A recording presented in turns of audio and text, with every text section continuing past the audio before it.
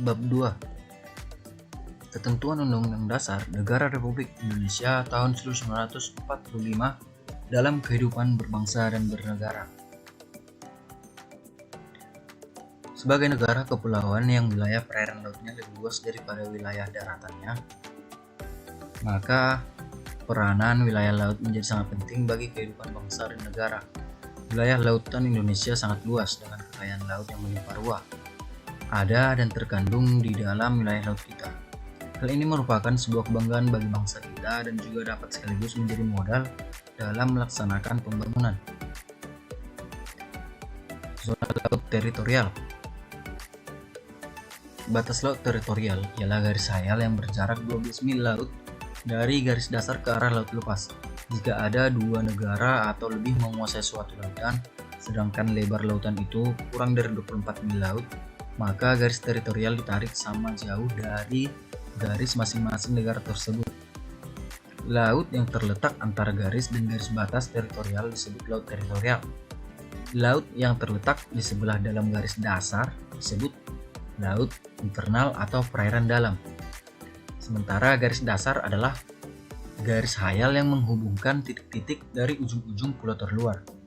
Sebuah negara mempunyai hak kedaulatan sepenuhnya sampai batas laut teritorial, tapi mempunyai kewajiban menyediakan alur pelayar lintas damai baik di atas maupun di bawah permukaan laut.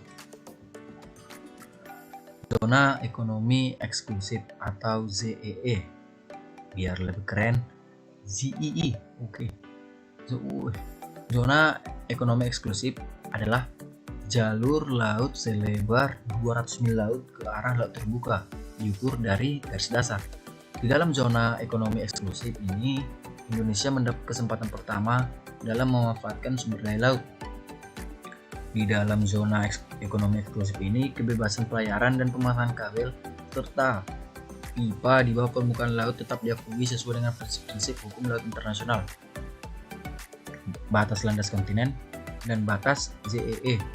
Jika ada dua negara yang bertetangga saling tumpang tindih, maka ditetapkan garis-garis yang menghubungkan titik-titik yang sama jauhnya dari garis dasar kedua negara itu sebagai batasnya. Pengumuman tentang zona ekonomi eksklusif Indonesia dikeluarkan oleh pemerintah Indonesia pada tanggal 21 Maret 1980.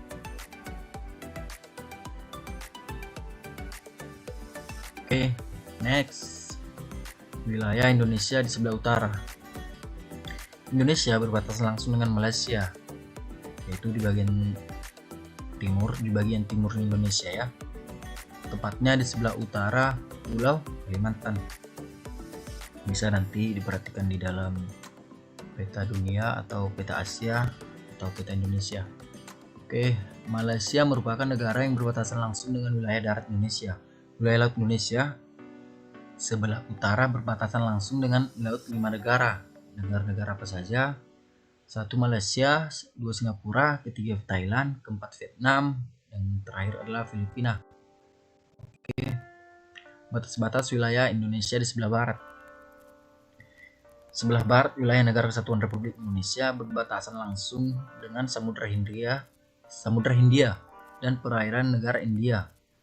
Tidak ada negara yang berbatasan langsung dengan wilayah darat Indonesia di sebelah barat, walaupun secara geografis daratan Indonesia terpisah jauh dengan daratan India, tetapi keduanya memiliki batas-batas wilayah yang terletak di titik-titik tertentu di sekitar Samudra Hindia dan Laut Andaman. Dua pulau yang menandai perbatasan Indonesia-India adalah Pulau Ronde di Aceh dan Pulau Nicobar di India.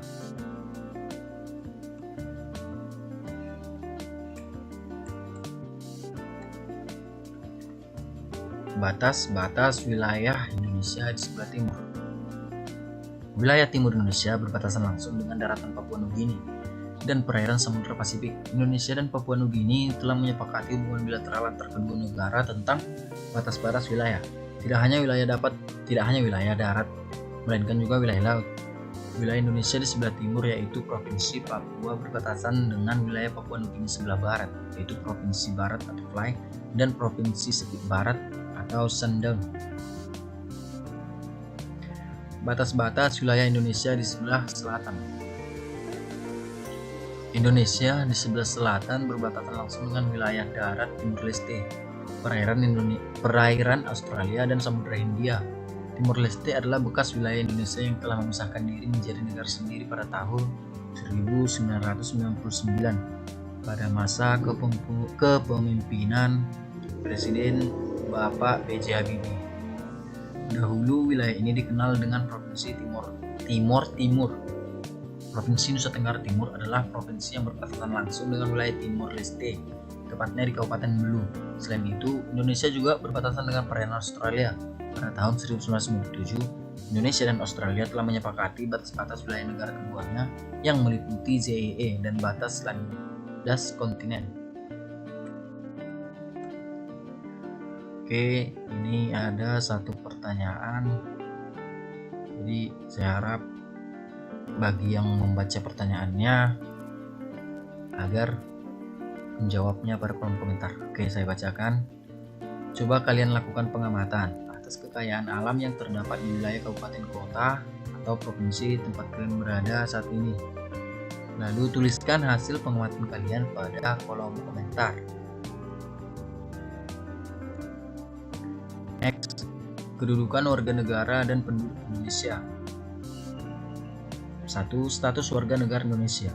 Sebagai penduduk Indonesia yang sah, setiap orang harus memiliki surat keterangan penduduk. Surat keterangan tersebut di negara kita dikenal dengan nama KTP atau kartu tanda penduduk. Surat keterangan penduduk itu sangat penting apabila kalian sudah dewasa kelak atau sudah mencapai usia 17 tahun ke atas, kalian diwajibkan memiliki KTP. Mengapa KTP itu sangat penting? Hanya karena yang memiliki KTP lah yang dapat memilih dan dipilih dalam pemilu atau pemilihan umum yang dilakukan satu kali dalam 5 tahun. Demikian pula hanya mereka yang memiliki KTP lah yang dapat memperoleh surat izin mengemudi. Kedua, asas-asas kewarganegaraan Indonesia. Asas Ius Sanguinis. Oke, saya ulangi, asas Ius Sanguinis, yaitu asas yang menentukan kewarganegaraan seseorang berdasarkan keturunan, bukan berdasarkan negara tempat dilahirkan.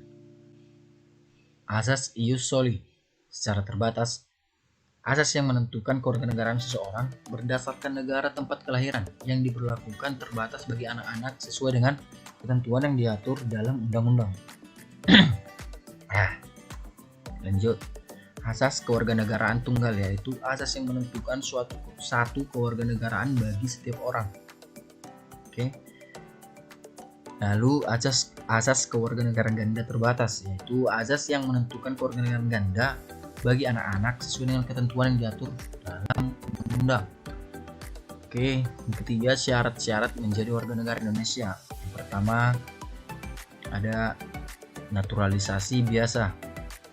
Oke, kita bahas yang B ya, naturalisasi istimewa. Naturalisasi istimewa diberikan sesuai dengan ketentuan pasal 20 Undang-Undang Republik Indonesia Nomor 12 Tahun 2006.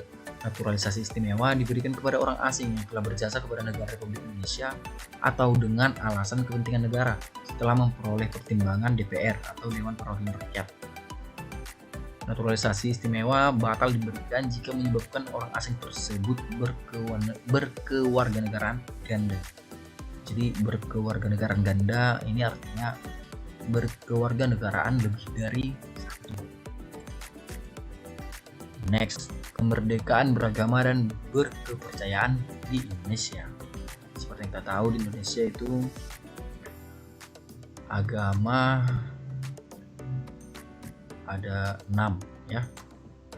Oke, kemerdekaan beragama dan kepercayaan di Indonesia dijamin oleh Undang-Undang Dasar Negara Republik Indonesia tahun 1945 dalam pasal 28E ayat 1 dan 2 sebagai berikut. 1. Setiap orang bebas memeluk agama dan beribadat menurut agamanya, memilih pendidikan dan pengajaran, memilih pekerjaan, memilih kewarganegaraan, memilih tempat tinggal di wilayah negara dan meninggalkannya serta berhak kembali. Yang kedua, setiap orang berhak atas kebebasan meyakini kepercayaan, menyatakan pikiran dan sikap sesuai dengan hati nuraninya. Di samping itu, dalam pasal 29 Undang-Undang Dasar Negara Republik Indonesia tahun 1945 ayat 2 disebutkan bahwa Negara menjamin kemerdekaan tiap-tiap penduduk untuk memeluk agamanya masing-masing dan untuk beribadat menurut agama dan kepercayaannya. Sistem pertahanan dan keamanan negara Republik Indonesia.